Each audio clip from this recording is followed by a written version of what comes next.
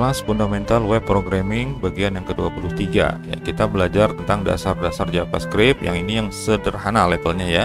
Kita tidak bahas tentang DOM dan sebagainya secara spesifik, kita bahasnya bagian yang tertentu saja untuk pengenalan saja. Sekilas tentang JavaScript ya, bahwa JavaScript itu trennya sangat tinggi lumayan ya.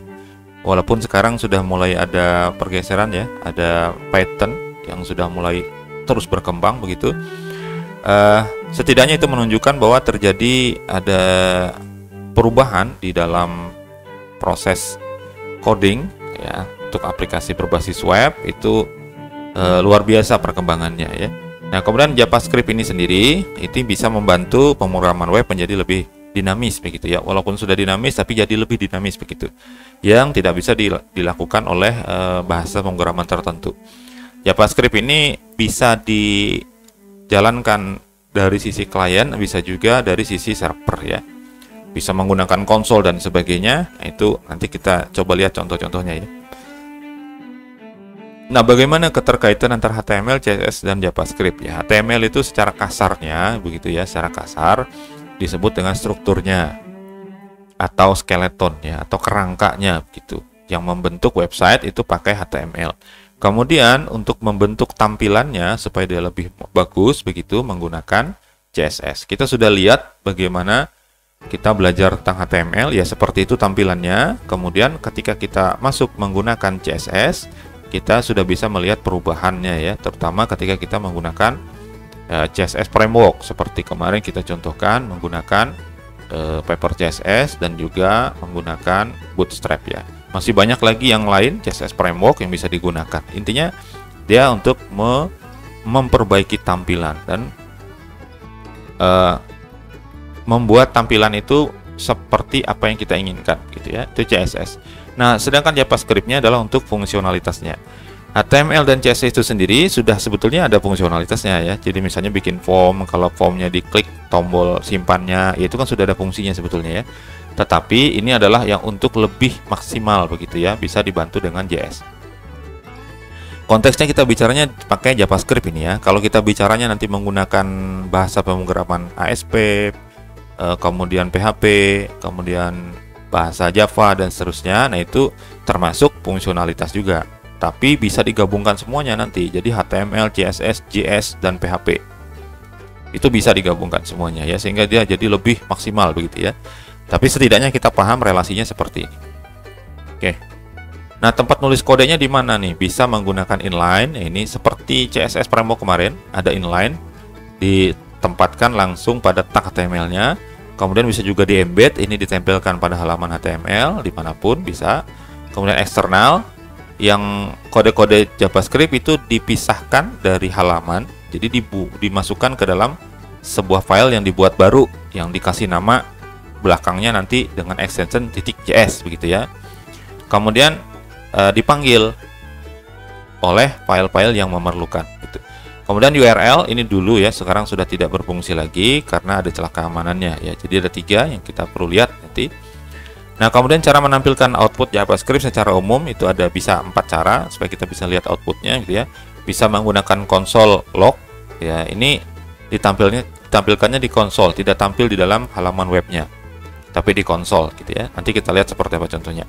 Kemudian bisa menggunakan alert, bisa menggunakan yang lain-lain. Ini contoh aja satu, pop up maksudnya ya. Jadi alert, ada confirm, ada prompt dan lain-lain sebetulnya ya. Tapi maksudnya ini adalah ditampilkan dalam bentuk pop up begitu. Nah, saya menyebutkannya alert gitu aja ya. Nah, kemudian ada document write, ini dituliskan ke dalam dokumen HTML. Jadi ditempatkan di mana nanti di dalam embed JS ya, lalu nanti ditampilkannya di mana begitu, di dalam halaman HTML. Menampilkannya itu di dalam dokumen HTML-nya, di tampilannya gitu ya. Kemudian inner HTML, nah ini ditampilkan di elemen tertentu yang spesifik. Jadi nanti bisa bahasa kasarnya lah ya, itu mengubah isi atau konten dari sebuah halaman, sebuah objek dari halaman web, halaman tertentu saja. Jadi inner HTML. Oke, kita masuk ke contoh yang pertama, belajar JavaScript inline. Kodenya silahkan diambil dari Kotlab ya, dari link di deskripsi. Silahkan dikopas dan disesuaikan saja. Perhatikan bahwa seperti ini baris 9 ini bukan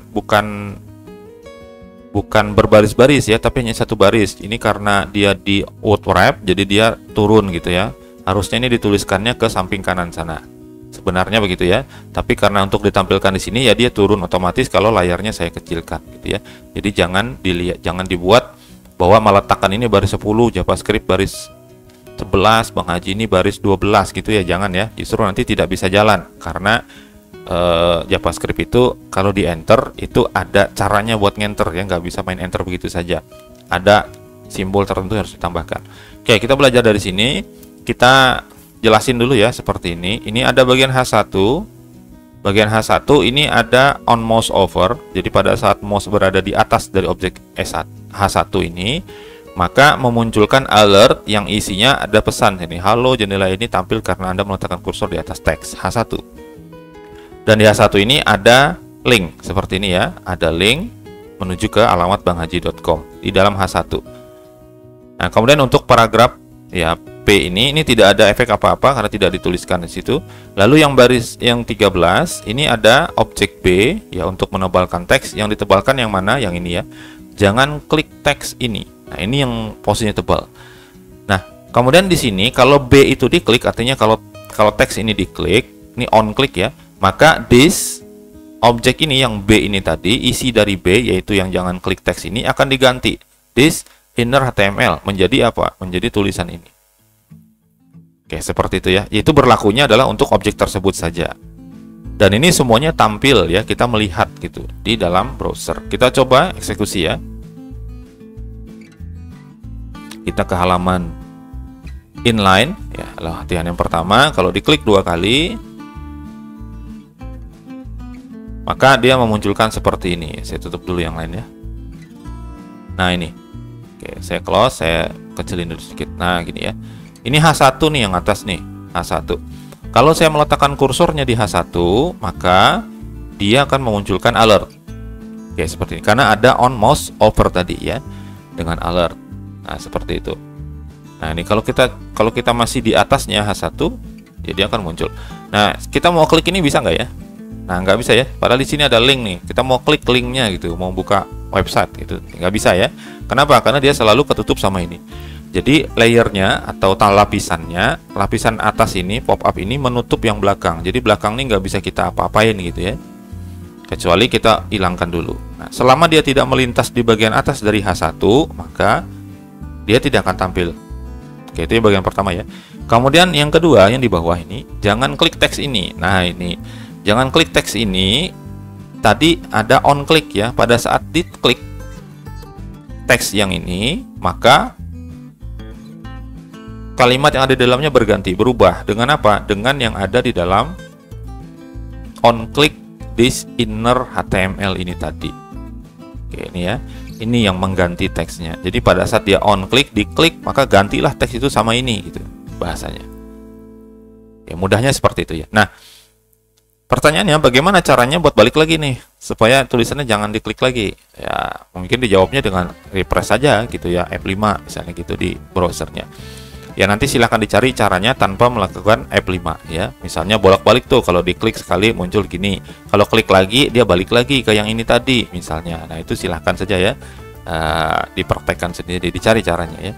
Saya lanjutkan ke JavaScript inline 2. Oke, ini perlu menyediakan gambar ya. Jadi saya punya sebuah simulasi yang saya simulasikan dulu lah gitu ya supaya paham. Ini dia. Nah, seperti ini. Saya punya 4 buah objek di dalam halaman ini. Yang pertama adalah tombol hidupkan, yang kedua gambar lampu, yang ketiga tombol matikan, dan yang keempat adalah teks sumber dari latihan ini. Saya cantumkan di sini ya. Oke, ini alurnya adalah seperti ini. Klik hidupkan, lampunya hidup. Klik matikan, dia mati. Hidup, mati. Seperti ini ya. Nah, seperti ini. Nah, ini memerlukan 2 buah gambar. 2 buah gambar, yaitu gambar bolam dalam keadaan mati dan bolam dalam keadaan hidup. Ini perlu disediakan dulu. Atau kalian mau pakai gambar lain ya silahkan saja ya, tidak masalah. Yang penting berbeda. Nah, saya jelasin ke codingnya. Ya, seperti ini. Di sini ada button 1 tadi ya. Button sampai sini. ini ada satu lagi, ini button sampai sini, lalu ini ada satu lagi, kan 4 tadi ya. Oke, sebenarnya gambar yang pertama kali itu harus gambar dalam keadaan bola mati ya, yaitu di IMG ini. Di IMG ini dikasih ID-nya, ID untuk gambar ini identitasnya adalah my image dengan I besar ya, my image. Kemudian ditampilkan gambarnya, ini buatkan folder GBR, lalu di dalamnya ada foto bola mati. Ini filenya bebas saja, silahkan ya digunakan. Kalau nama filenya lain, punya kalian tidak sama dengan ini, ganti nama filenya sesuai dengan yang punya kalian gitu. Intinya seperti itu ya. Oke, kemudian ada button di bagian atas ya, sebelum dari gambar itu ada button. Button ini pada saat diklik, on klik, maka dia membaca seperti ini. Dia mengidentifikasi elemen yang ada di halaman web ini, di halaman latihan inline 2 ini, yang ID-nya bernama ini, bernama my image. Nah, tentu ada di bawah sini tadi ya, yang ini ya. Ini kan my image-nya ya. Nah, ini. Artinya yang kena dampak adalah yang ini gitu. Jadi ceritanya pada saat on click itu JavaScript-nya nyariin yang ID-nya my image mana nih gitu ya. Kalau dia ada, maka dia diganti titik src ya, ini mengeset src yang ini diganti. src-nya yang pertama bola mati itu diganti dengan GBR, di replace gambarnya dengan bola hidup. Nah, begitu. Jadi pada saat button hidupkan diklik, gambar image yang tadi off itu diganti dengan yang hidup gitu ya. Nah, kemudian yang kedua, tombol matikan ya, on click juga nih sama, efeknya kemana? Ke my image juga. Ketika tombol ini diklik, maka src-nya diganti lagi, diganti jadi gambar bola mati. Jadi menampilkan bola matinya dua kali ya, yang pertama yang ini, yang di image, yang kedua di sini. Manggilnya, jadi bukan 3 gambar tapi 2 aja. Yang on itu di atas, yang off 2 ini yang di bawah. Ya, jadi posisinya awal itu harus mati dulu. Klik hidupkan baru dia hidup. Seperti itu ya. Ya sebenarnya bisa juga sih di sini ditambahin, di sini diganti dengan on ya nggak apa-apa ya. Jadi pada saat kita jalankan dia on dulu. Kalau dia diklik on lagi ya nggak bisa. Ya tetap on gitu ya. Kalau dia di off nanti hidupkan lagi dia tetap bisa begitu. Nah, silahkan nanti dicari gambarnya, dibuat foldernya GBR ya, dipraktekkan. Saya ulang, ini bentuknya seperti ini. Kalau kita refresh, awalnya begini, bolamnya dalam keadaan mati, klik hidupkan ya dia hidup, kalau klik matikan dia mati. Nah, ini memunculkan ide baru sebetulnya ya. Gimana kalau misalnya tombolnya itu satu aja? Jadi awalnya mati nih seperti ini, di sini tombolnya hidupkan. Ya, anggap aja ini nggak ada ya, yang ini. Hidupkan, klik hidupkan. Lampunya hidup, nah kemudian tulisan di sini matikan begitu. Jadi satu tombol aja, seperti saklar rumah lah ya.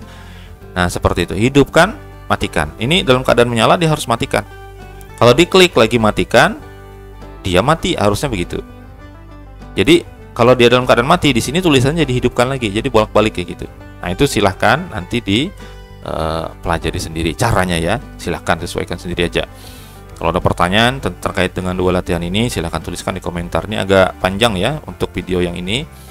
Nah, sekarang embed JavaScript embed ya, seperti ini. Kita perhatikan di sini di bagian head ini ada script.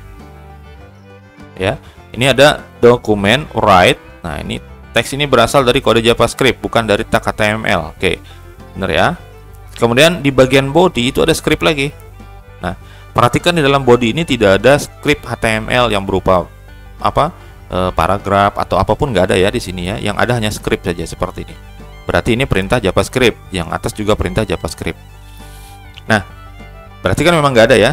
Nah, tetapi kalau kita perhatikan di sini, dokumen write itu nanti akan menghasilkan tampilan di browser.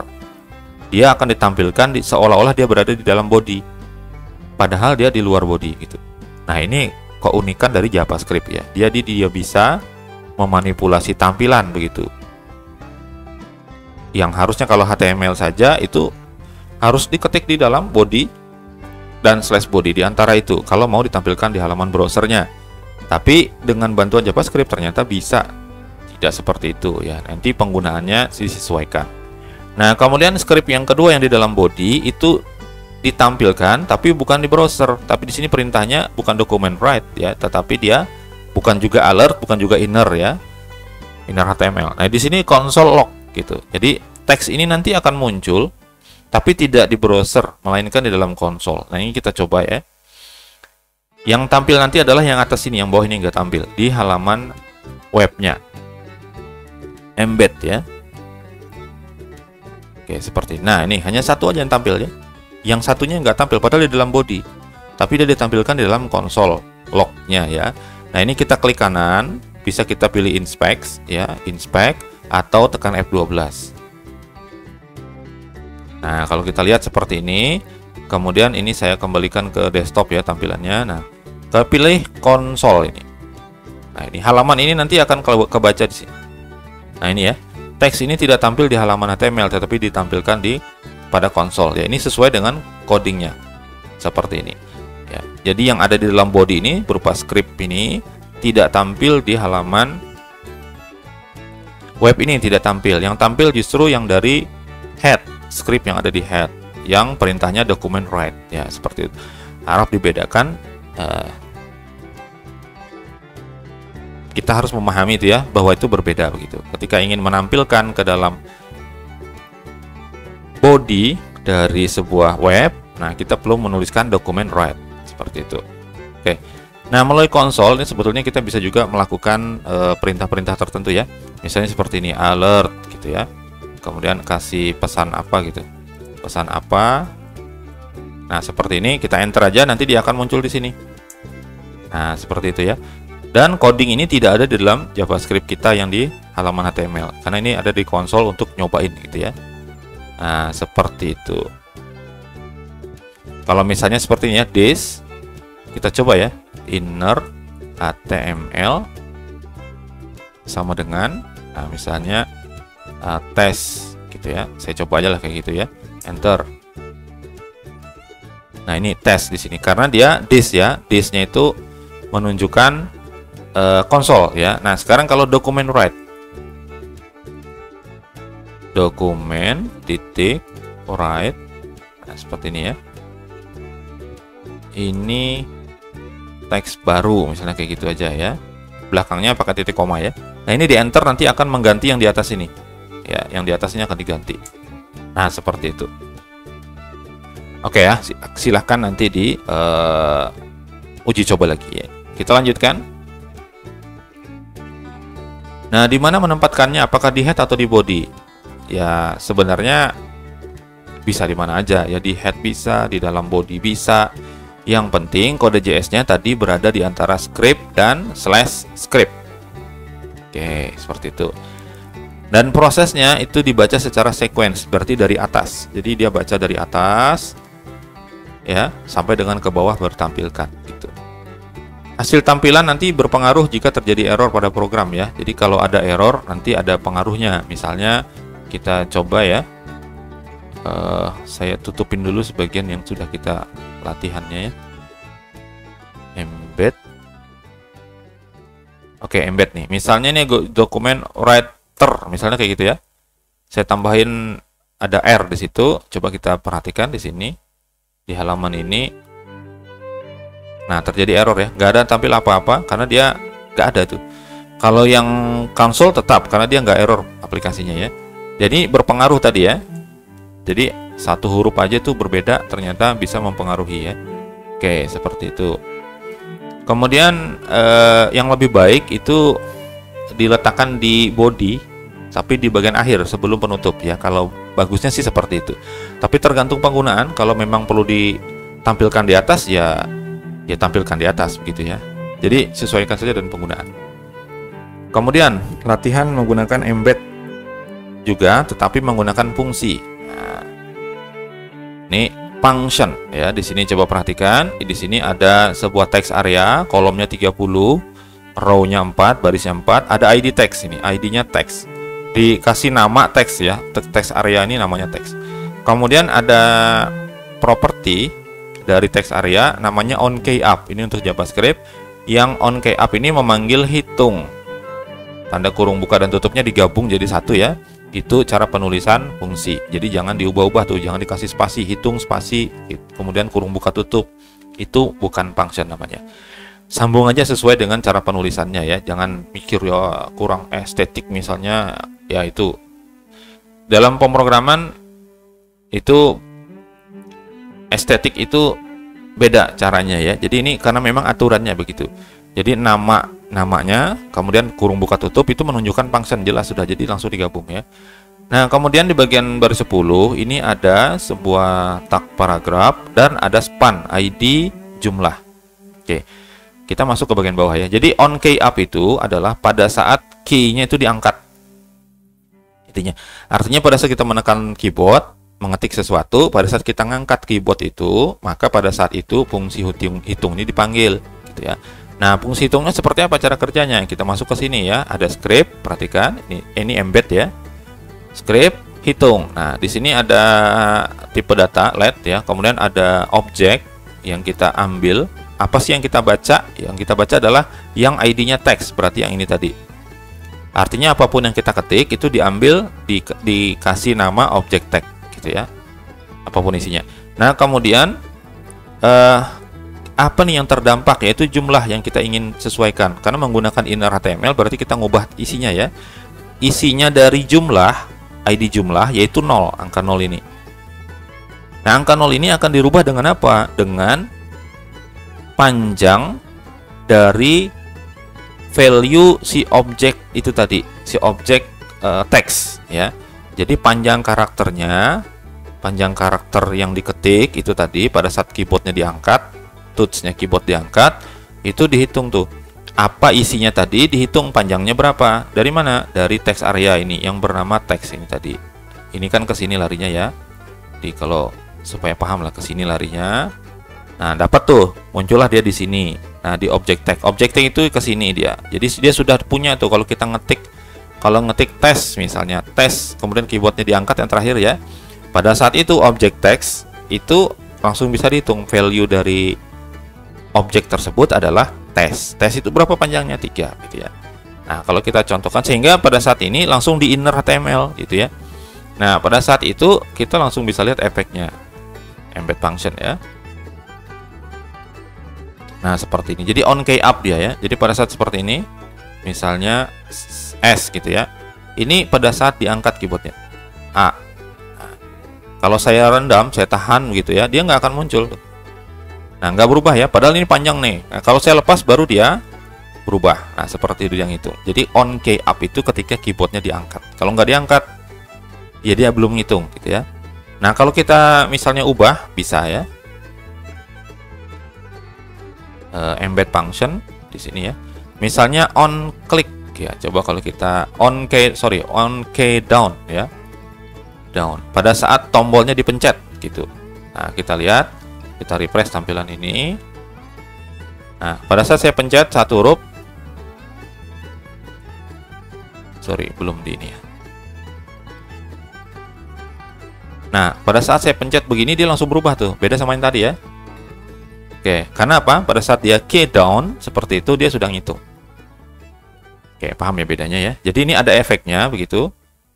Saya kembalikan ya ke key up saja. Nah, jadi ada efeknya tuh. Ini fungsi dari embed ya, pakai function. JavaScript-nya menggunakan function. Jadi di sini ada variabel, kemudian ada ID yang kena efek mana, yang dibaca mana, yang kena efek yang mana begitu ya. Oke, saya kira nanti silahkan dipelajari lebih lanjut bagaimana ini berfungsi. Ini untuk length-nya ya, jadi panjang karakternya termasuk spasi dan tanda-tanda baca.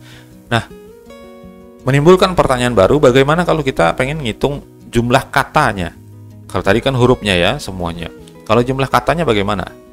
Misalnya saya sedang belajar JavaScript misalnya. Itu 4 kata. Bagaimana kalau dia memunculkan jumlah karakternya total berapa, terus jumlah katanya berapa begitu ya. Nah, itu silahkan dicari sendiri ya. Saya ngasih kisi-kisinya saja, silahkan dicari sendiri ya buat latihan ya. Nanti kalau ada pertanyaan, 2 latihan yang terakhir ini silahkan tuliskan di komentar ya. Kita lanjut lagi tentang pembahasan variabel ya, bagaimana menggunakan variabel dan sebagainya. Variabel itu diistilahkan seperti sebuah tempat wadah yang punya nama dan bisa diisi dengan apa saja gitu ya. Nah, kalau mau diisi apapun dia bisa. Kemudian kalau dia diganti, jadi konsepnya adalah kalau dia ada isian baru maka dia diganti dengan yang baru tersebut. Jadi kalau asal mulanya jus melon lalu diisi dengan coklat panas, bukan berarti jus melon ditambah coklat panas begitu ya, tetapi konsepnya adalah secara umum konsepnya adalah terganti, terreplace. Jadi seolah-olah itu jus melonnya dibuang, kemudian diisikan dengan isi yang baru yaitu coklat panas begitu ya. Itu konsepnya. Nah, ada tipenya yaitu var, let, dan cons ya. Untuk diketahui, selalu mendeklarasikan variabel ya, jadi dideklarasikan dulu gitu ya. Bisa dengan menyebutkan var-nya, let-nya atau constant di depan, bisa juga sih enggak ya sebetulnya. Nah, selalu gunakan cons jika nilainya tidak berubah. Seperti misalnya kalau kita pengen untuk perhitungan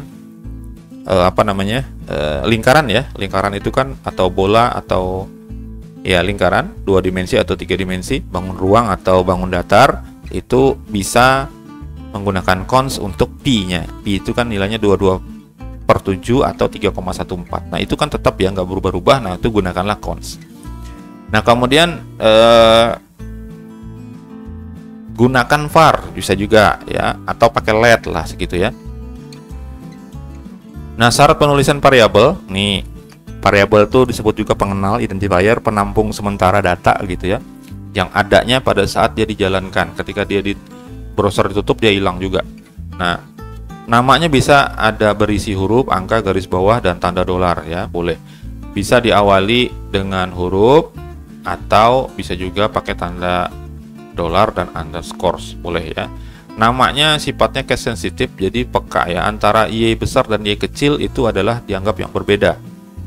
Makanya tadi dicontohkan untuk embed function itu ya, object text huruf T-nya itu pakai huruf besar gitu ya. Kata-kata khusus yang dicadangkan yang memang sudah dimiliki oleh program tuh nggak boleh dipakai. Misalnya kata-kata if, kata-kata else gitu, itu nggak boleh ya. Karena itu bawaannya dokumen, write itu nggak boleh dipakai. Ya, kita harus gunakan kata-kata lain yang sifatnya spesifik yang menunjukkan isi dari variabel ya. Oke, kita latihan lagi. Nah, sekarang ini menggunakan external JS ya. Kita pahami dulu konsepnya begini. Jadi di sini ada script src, script JS ya. Nah, sebetulnya itu sama saja dengan embed CSS. Ya, tetapi bedanya kodenya nih dipindahkan ke suatu file format JS. Kemudian file itu dipanggil. Hakikatnya kan sebetulnya sama aja nih. Yang script JS ini yang baris 1 sampai 6 ini, baris 1 sampai 6 ini ditaruh di sini di antara script dan slash script. Jadi hilangin aja nih yang ini, bisa gitu ya. Script isinya ini, kemudian slash script, kan sama saja tadi ya dengan yang dicontohkan di embed tadi. Baik itu yang di dokumen write ataupun yang di bawah yang console log, itu kan sama saja. Nah, cuman untuk memudahkan kadang-kadang ada script JS ini yang bisa digunakan oleh halaman yang lain. Makanya dipisahkan. Jadilah dia external JS. Seperti itu. Oke, kita lanjut ke sini. Di sini ada button yang kalau diklik, on click ya, memanggil fungsi tampilkan atau metode tampilkan. ID-nya menggunakan nama di sini ya. Nah, kita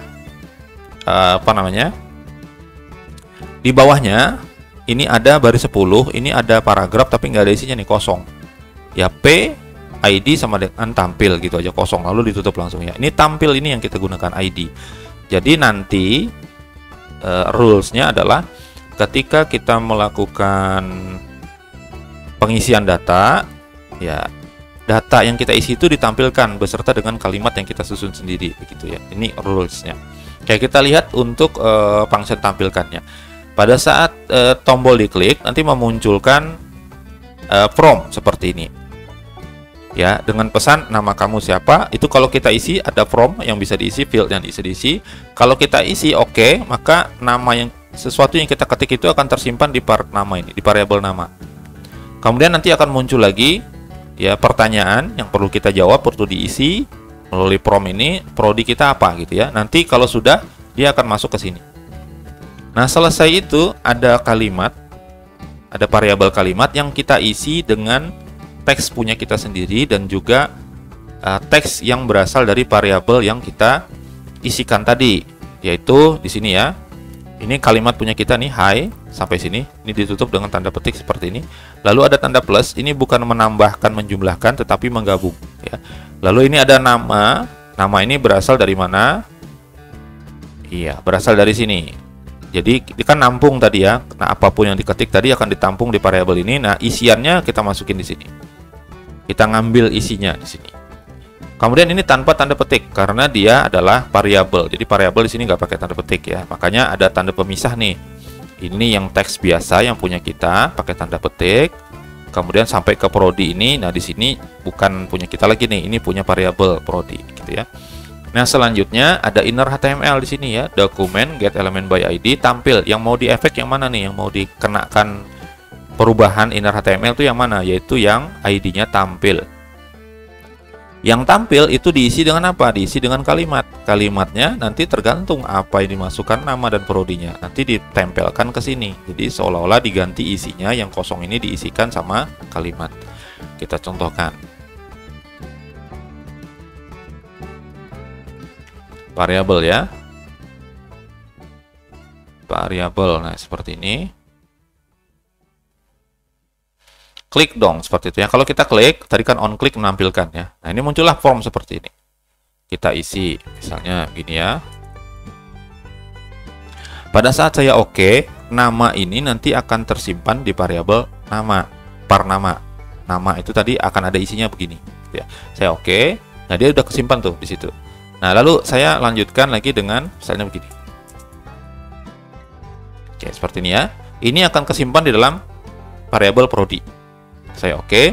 Setelah saya oke, kalimat itu akan digabung menjadi satu, ditampilkan di paragraf yang ID-nya tampil. Saya oke kan, nah dia tampil seperti ini. Kalimat ini, kata ini ya, nama ini dan juga prodi ini berasal dari isian tadi yang dipromkan tadi.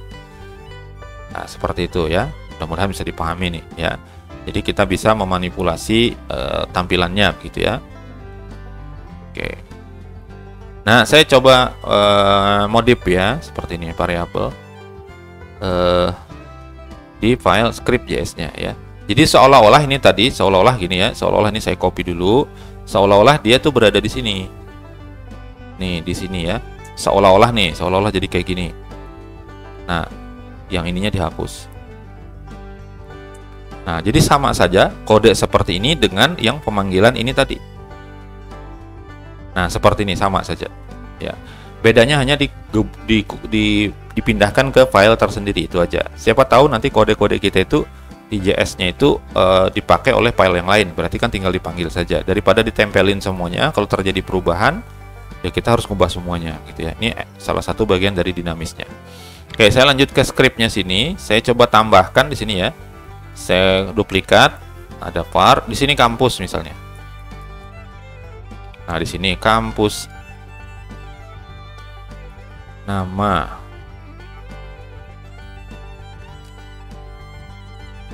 Kampusnya apa begitu ya. Nah, kalau hanya seperti ini aja, nanti promnya ada 3, tetapi tampilannya tetap hanya nama dan prodi saja. Kalau kita mau tambahkan, kalau mau ditampilkan harus tambahkan ya di sini. Misalnya seperti ini di prodi, kemudian plus gitu ya. Nah, lalu pakai tanda petik 2 seperti ini. Ini teks untuk kita, punya kita, spasi ya. Kampus sudah spasi ya. Nah, lalu nama kampusnya apa? Karena dia ngambil dari variabel berarti plus kampus. Nah, seperti ini. Efeknya tadi ke inner HTML-nya ke ID tampil ya. Kalimat. Jadi kalimat itu, kalimat variabel ini, variabel kalimat itu sudah ada gabungan dari semua ini. Teks punya kita sendiri dan dari variabel. Ini kalau saya simpan, kemudian ini saya refresh ya. Seperti ini kalau kita klik, nanti formnya ada 3. Nama. Oke ya. Prodinya SI misalnya gitu ya. Kemudian oke lagi, nah nama kampusnya. Saya singkat saja seperti itu. Kalau kita oke kan, nanti dia semuanya sudah masuk. Ini yang kita inputkan tadi. Nah, seperti itu ya. Oke, mudah-mudahan bisa dipahami ya. Ini saya kembalikan seperti semula supaya mudah ya. Oke, kalau ada pertanyaan silahkan ya dituliskan di komentar. Kita lanjut ke coba klik. Nah, di sini. Oke, ini ada sebuah button. Button ini ada dua efek yang terjadi, yaitu pertama adalah on click. Pada saat dia diklik, buttonnya diklik akan memanggil metode berhasil. Ya, metode berhasil. Ini punya nama, button ini ada ID-nya namanya tombol ya. Lalu ada mouse over nih, on mouse over. Kalau ada mouse di atas button, dia manggil fungsi kabur atau metode kabur ya. Seperti itu. Nah, teks yang muncul adalah coba klik kalau bisa gitu. Jadi ada button, tulisannya coba klik kalau bisa. Kalau kita taruh kursor di atasnya, dia lari ya. Kalau kita berhasil ngeklik, maka nanti akan muncul pesan tertentu ya. Yang pesannya itu ada di dalam sini, di script ini. Ini eksternal JS ya, seperti ini. Nah, yang coba klik JS-nya itu kita lihat kodenya seperti ini. Kalau berhasil, itu nanti akan menampilkan alert, selamat kamu berhasil. Kemudian buttonnya akan dikembalikan ke posisi kiri atas. Nah, sedangkan function kabur ini pada saat on mouse over, kalau mouse-nya ada di atas buttonnya, maka dia akan kabur ya. Dia dicek di sini. Yang kena efek yang mana? Yang ID-nya tombol ini ya, yaitu button. Nah, di sini di set kalau margin left-nya itu 0, maka di bawah sini margin left-nya digeser 150 px ke kanan.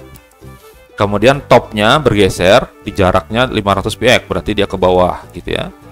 Nah, kalau pada saat itu ditaruh lagi kursornya, maka dia akan geser lagi nih ke kiri, agak naik tuh. Kemudian kalau ditaruh lagi kursornya di posisi yang ada itu, dia kembali lagi ke kanan bawah lagi. Kalau ditaruh lagi, dia kembali ke atas. Begitu seterusnya berulang-ulang, gitu ya.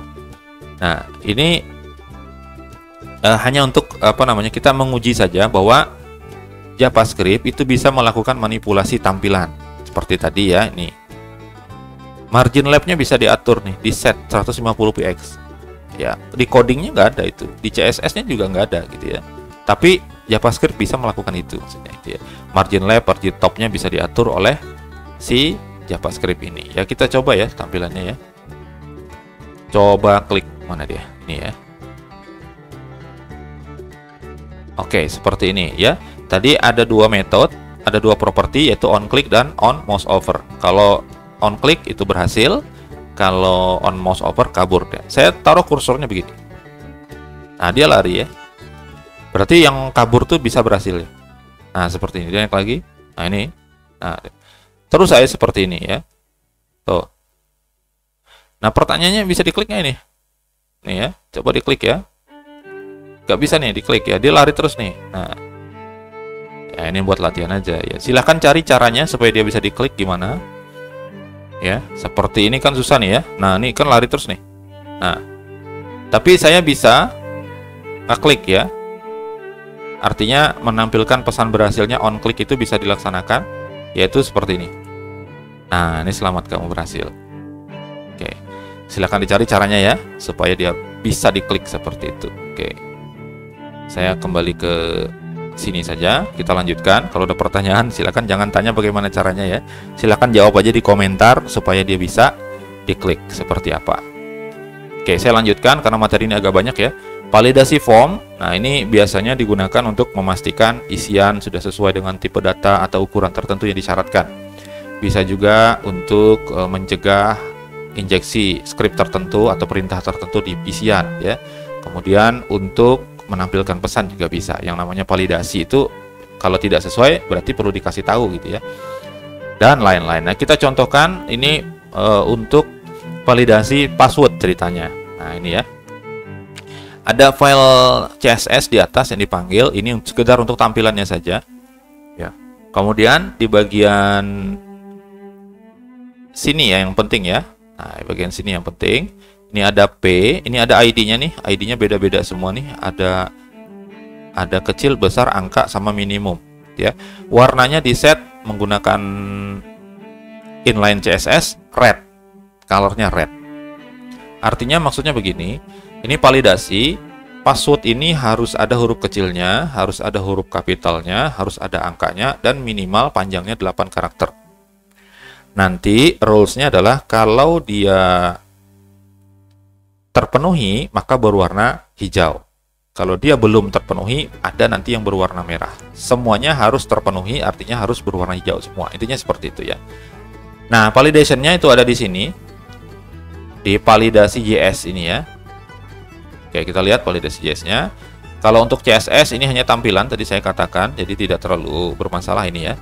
Nah, di sini ada variabel ya, mengirim variabel. Ini password input, dokumennya yang ID-nya password. Yang mau dibaca itu yang ini. Kemudian di sini ada var P kecil, P besar, P angka, P minimum. Itu berkaitan dengan yang 4 tadi yang saya sebutkan. Yang ID-nya kecil, besar, angka minimum. Itu nanti yang karena efek. Nah, lanjut lagi. Ini pada saat password input on key up, pada saat password diketik, kemudian diangkat keyboardnya, tools-nya. Pada saat selesai kita mengetik sesuatu, maka di sini ada regek. Regek ini adalah mendaftarkan expression gitu ya. Jadi di sini disebutkan ada A besar sampai Z besar. Berarti A, B, C, D sampai Z huruf besar itu sebagai sebagai pengujinya atau pengetesnya ya. Jadi pada saat kita memasukkan sesuatu, value-nya, masukkan teks tertentu, dia dicek ke sini. Ada nggak yang mengandung A sampai Z? Huruf kapitalnya ada nggak gitu. Nah, kalau dia ada, kalau if seperti ini ya berarti true, maka colornya di set jadi hijau. Kalau tidak, maka jadi merah. Begitu juga dengan huruf kecil, sama. Ada nggak nih dia ngecek nih password input ini, dicek yang diinputkan oleh si user, ada nggak huruf kecilnya gitu ya. Kalau ada, ubah warnanya jadi warna hijau. Di pesannya tadi ya, di sini P kecil, nah, itu berubah jadi hijau. Kalau enggak, P kecil tuh di set merah. Kemudian untuk angka 0 sampai 9. Nah, dicek nih ada angkanya enggak? Oh, ternyata ada. Maka P angka itu ya. Ya, ID angka itu nanti diubah warnanya jadi hijau. Sedangkan kalau dia tidak ada angkanya, dia masih merah. Begitu juga dengan ini ya. Password input, nah, panjangnya lebih dari sama dengan 8. Berarti minimal 8. Karena lebih dari sama dengan. Kalau kata-katanya di sini tandanya lebih dari saja, lebih dari 8 berarti harus 9 minimal. Jadi ini karena minimal tadi 8, maka lebih dari sama dengan. Boleh lebih, kalau kurang nggak boleh kan ini ya. Nah, kalau dia betul, maka dia green. Kalau dia salah atau yang belum terpenuhi, maka dia red. Nah, kita coba ya. Validasi. Oke, ini tampilannya. Ini belum terpenuhi sama sekali nih, semuanya merah ya. Semuanya merah. Kemudian saya masukkan satu huruf, misalnya R gitu ya. Nah, ini ada huruf kecil. Huruf kecilnya R, huruf kecil. Kemudian saya masukin rahasia. Nah, ini huruf kecil semua nih. Saya ganti yang belakang menjadi A besar. Nah, huruf kapitalnya sudah hijau ya, berarti dia sudah baca ada. Atau gini lah ya. Kita ke codingnya saja, kita ganti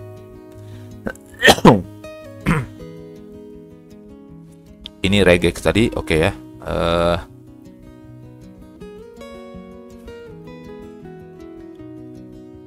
Ini di password ini kita ganti tipenya teks saja ya, supaya kelihatan nih. Nah, teks saja.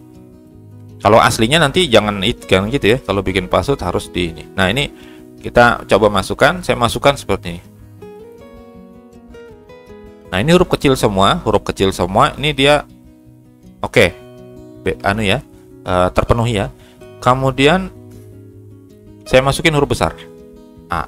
Nah, capital dia terpenuhi. Ada angka 1 misalnya. Nah, ada nih, angka dan minimal 8 sudah langsung terpenuhi. Kenapa? Karena di sini sudah 8 karakter minimal ya. Kalau saya masukkan begini, A semua.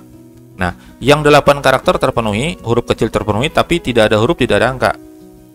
Oke, semuanya harus terpenuhi supaya dia mau hijau, supaya dia bisa hijau ya. Kalau saya masukin angka 2, nah ini yang angka sudah hijau.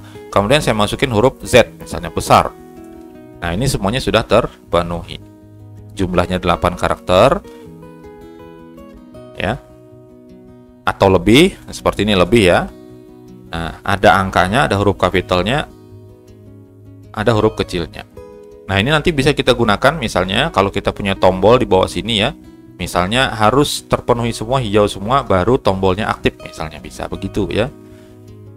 Itu nanti akan ketemu hal-hal seperti itu di website ketika kita mendaftar di layanan tertentu yang dia mensyaratkan bahkan harus ada simbolnya, tanda pagar kah, tanda seru, atau tanda minus, tanda underscore, dan sebagainya.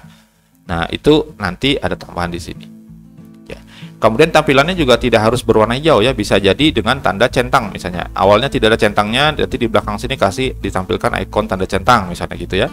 Juga bisa seperti itu. Oke, ini saya kembalikan lagi yang untuk password tadi ya, karena aslinya password itu memang nggak boleh kelihatan gitu ya. Nah, ini kalau kita ketik seperti ini nggak ada. Belum, karena capitalnya belum ada. Oke, sekarang tambah capital, tambah angka. Nah, baru dia bisa. Oke. Lanjut ya, kalau ada pertanyaan nanti silahkan. Tadi seperti itu, kalau mau challenge silahkan. Ada tombol di bawah ditambahkan dari tampilannya. Kalau dia hijau semua, tombolnya aktif. Kalau dia tidak hijau, tombolnya nggak bisa diklik. Atau nggak ada tombol sama sekali misalnya. Oke, seperti itu. Kita lanjutkan ke latihan berikutnya. Tambah form. Nah, ini tambah form. Ini menggunakan embed CSS ya, di bawah sini. Saya perlu jelasin dulu tentang ini ya. Ini ada dua buah bagian di sini form. Jadi kita tampilkan saja dulu ya. Oke, tambah form seperti ini. Nah, kita pengen isian ini bisa ditambah gitu. Kalau diwajibkan satu kolom ini ngisi cuma satu, maka kita perlu klik tambah untuk memunculkan kolom baru. Seperti ini ya. Nah, ini bisa menggunakan JavaScript. Ini lebih hemat kode ya, jadi bisa fleksibel gitu. Kalau cuma dua ya tampilin dua, tinggal kita tambah aja jadi dua gitu ya. Kalau kita sediakan duluan, kalau ternyata kurang isiannya, mubazir ya, ada kolom yang kosong. Kalau ternyata kelebihan yang mau diisi karena kurang berarti ya. Nah, kita bisa gunakan JavaScript. Nah, ini contohnya di latihan kita seperti ini. Ini yang ada pertama, yang seperti ini ya. Ini ada input 0 seperti ini. Nah, di sini ada name-nya buah, bentuknya array, jadi 0 awalnya indeksnya, kemudian 1 2 3 dan seterusnya tergantung jumlahnya ya. Di sini ada link tambah, dia manggil function tambah seperti ini di bawah nih. Nah, di sini ada counter, counternya itu di set 0 ya. Ini variable. Ya, counternya itu 0. Kemudian pada saat awal dijalankan aja nih seperti ini dia 0. Kemudian ada function tambah. Counter next itu diisi dengan counter plus 1. Jadi pada saat pertama kali dijalankan belum diklik, itu counter isinya 0. Lalu kemudian pada saat kita nambah sekali, klik sekali gitu ya, maka ada variabel counter next itu diisi dengan counter yang awalnya 0 ditambah 1. Jadi counter next itu sudah 1 isinya. Lalu di sini di bawah ada kode untuk mencari efek ya. Efek dari input plus counter. Counter tadi 0 masih ya, bukan 1. Yang 1 itu adalah counter next.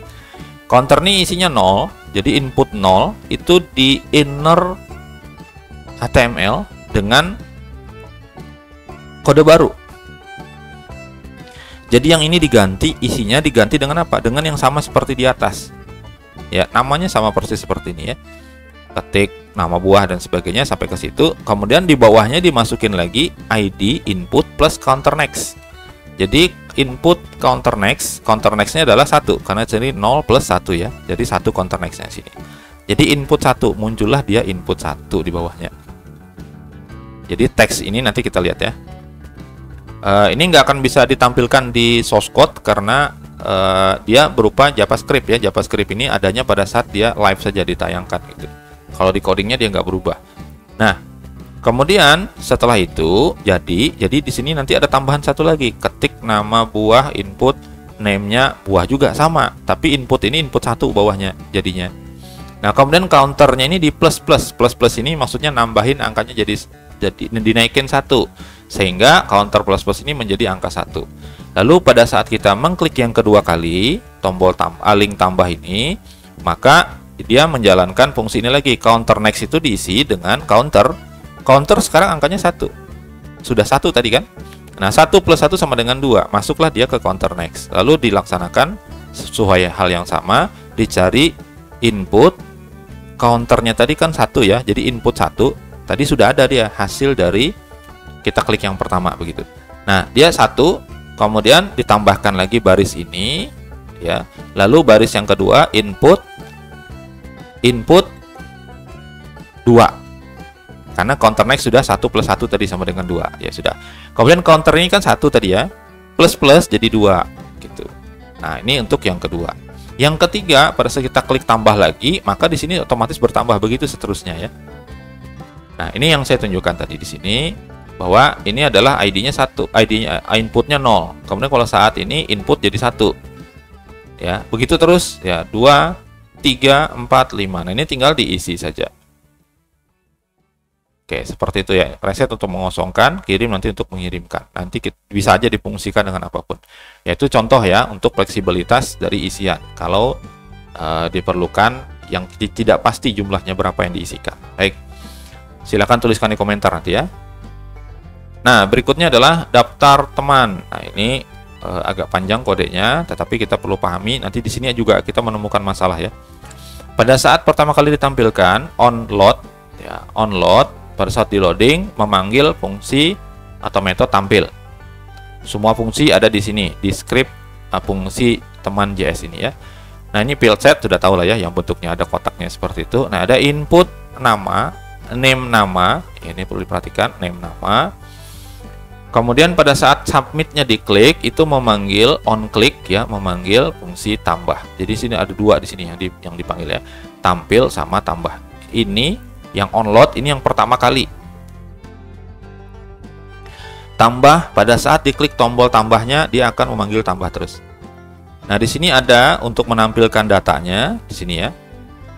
Nah, ini UL ID-nya daftar teman. Jadi daftar teman ini yang kena efek nanti ya. Ini UL ini berarti unordered list. Kita masuk ke fungsi berikutnya. Nah, fungsi teman JS. Di sini ada data berupa array var data teman, isinya Shinchan, Nobita, Ninja Hattori. Ini ada 3. Indeksnya adalah 0, 1, 2. Gitu ya. Nah, function tampilnya dulu kita perhatikan di sini ya. Ini pada saat di load, pada saat ini tampil ini bukan hanya di HTML manggilnya, tapi di JavaScript juga. Perhatikan di sini ya. Ini ada tampil. Nih.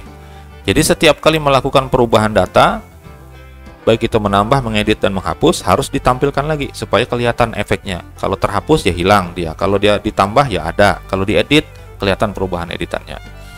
Nah, di sini dimasukkan di tampilan ini dia baca atau manggil atau nanti mengefek ke daftar teman, ID-nya daftar teman yang tadi ya, yang UL tadi. Nah, daftar teman innernya diisi kosong dulu ya, lalu artinya buat membersihkan ini. Kemudian ada perulangan for sampai dengan di sini. Ini diulang untuk perulangannya menggunakan i ya, variabel i, isinya 0 dulu karena indeks itu dari 0. Kemudian diulang selama apa? Selama i itu kurang dari panjang atau jumlah baris dari teman.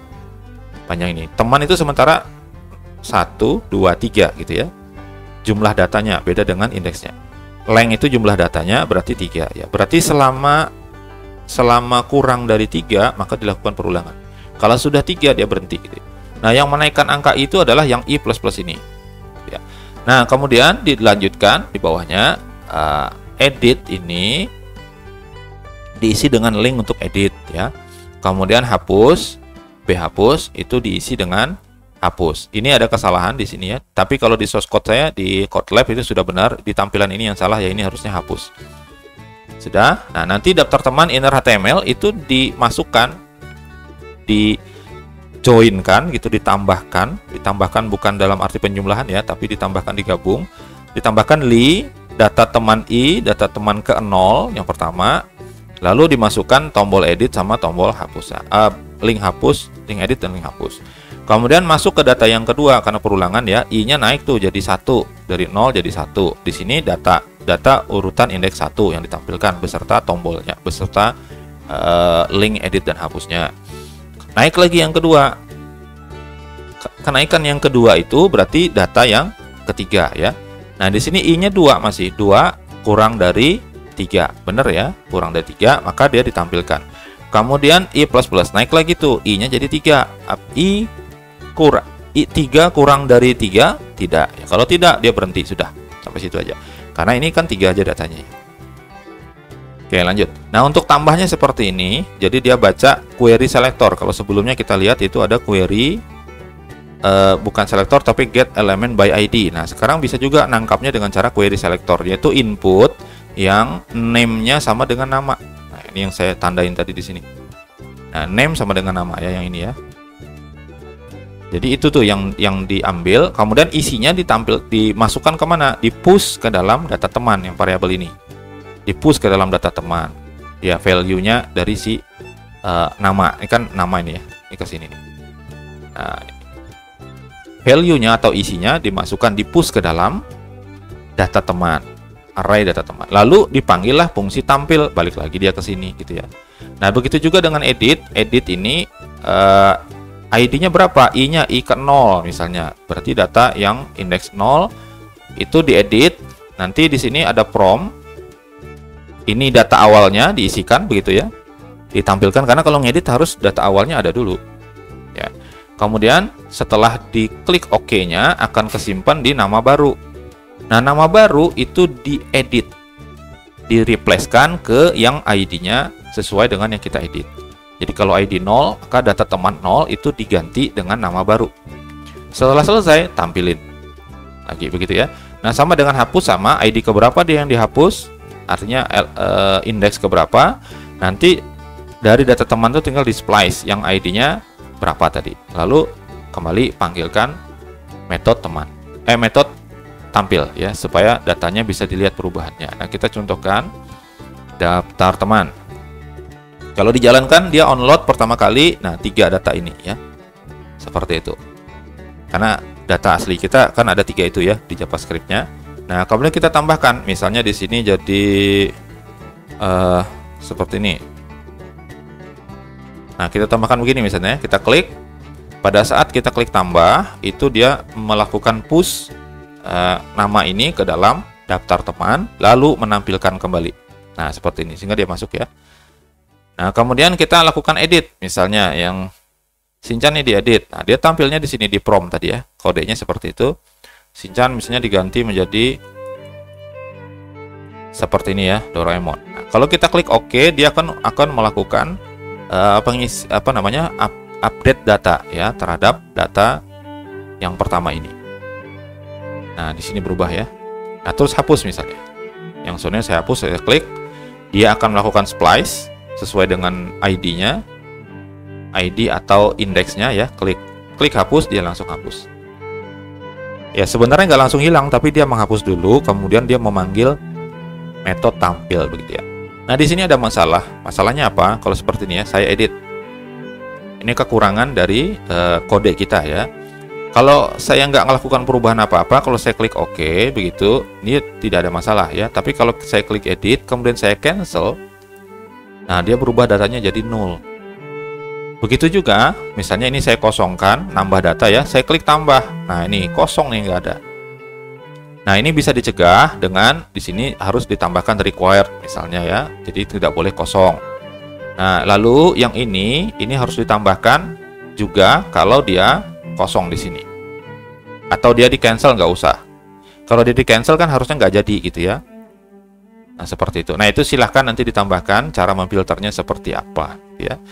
Jadi kode kita sengaja seperti itu tampilannya supaya ada memacu, mengkondisikan Anda semuanya untuk bisa lebih kreatif lagi. Silahkan dikembangkan kode ini supaya tidak terjadi yang 0 seperti ini. Apalagi kalau dikosongkan kemudian di-OK-kan, lah dia tetap kosong begitu. Ya, nggak boleh terjadi seperti itu. Nggak boleh terjadi, harusnya dia dicegah. Kalau mengisi baru kosong, nggak boleh. Kalau ngedit, di cancel, harusnya datanya tetap dan tidak boleh 0, begitu ya. Oke, nah ini kalau saya refresh tampilannya di F5, datanya kembali ke awal. Kenapa kembali ke awal? Karena data yang kita utak-atik tadi, yang kita edit, kita hapus, bahkan dihapus begini ya, ini semuanya hilang nih. Oke, kalau di refresh dia muncul lagi. Kenapa? Karena dia adanya di memori. Untuk hapus-hapusnya tadi itu adanya di memori saja. Nah, ini bisa kita terapkan ke database nanti dan itu bisa berefek langsung. Ya, karena kalau di refresh dia akan ngulang lagi ngelot yang ini tadi ya. Nih, ngelot yang ini. Data temannya ya ada 3 ini. Oke, kalau ada pertanyaan silahkan dituliskan di komentar ya. Mudah-mudahan ada yang melaksanakan challenge-nya bisa nyari-nyari informasi tambahan terkait dengan itu tadi ya, yang kalau di cancel kok kenapa jadi nol, kalau diisi kosong harusnya nggak boleh gitu ya. Silahkan nanti ya.